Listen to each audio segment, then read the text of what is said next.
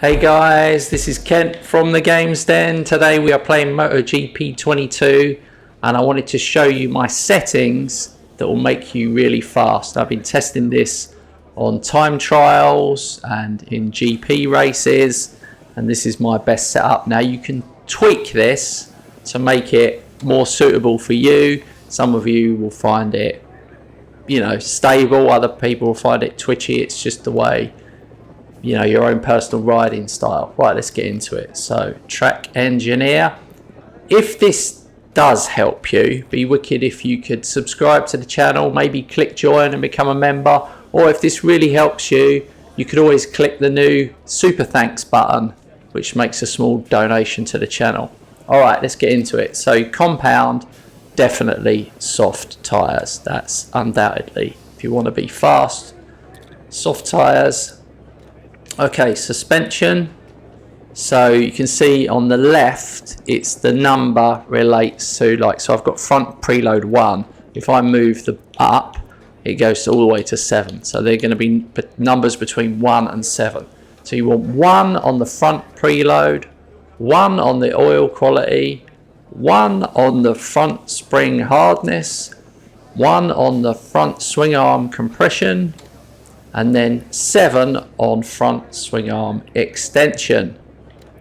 Alright, and then on the rear single shock absorber we want rear preload of 7, swing arm connector is 1, rear spring hardness is 3, single shock absorber compression is 4, single shock absorber extension is 6. Now I know you guys can see it, but I'm reading it out just to make everything crystal clear as possible.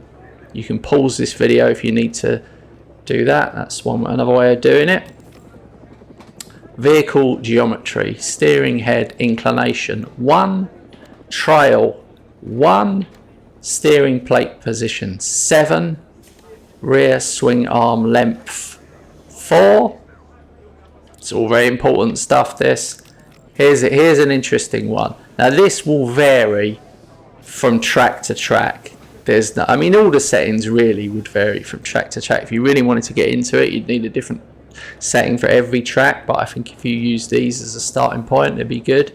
You can actually move some of these up higher when you want to accelerate more or fast.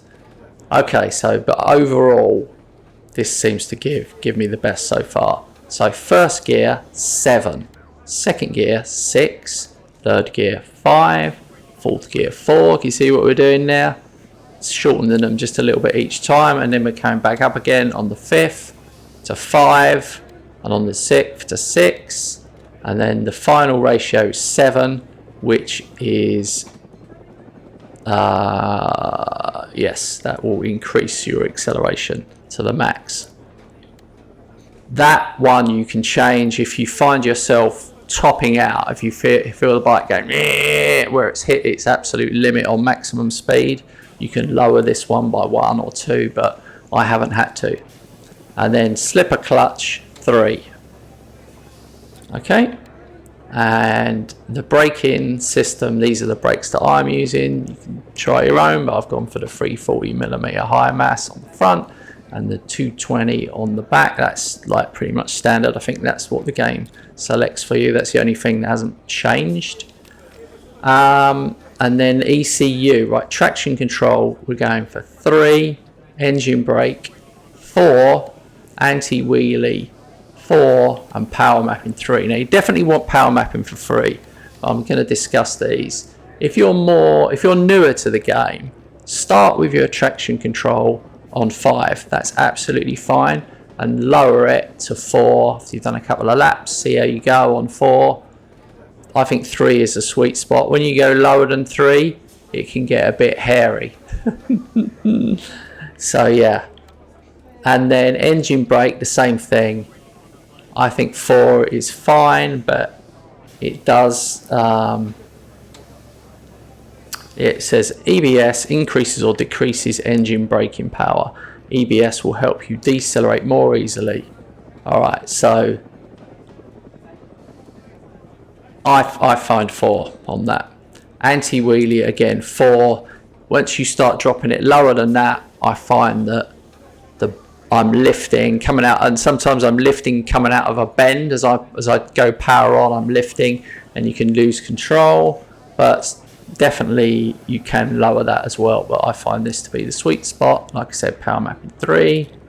All right, and that is it. Test it out. Let me know in the comments how you guys get on.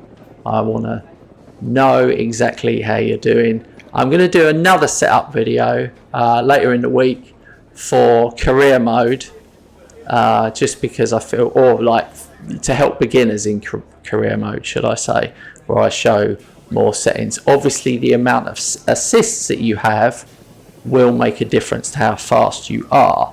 So if you take assists off, you will essentially be faster, but you might be a lot more unstable, so it might be any fun.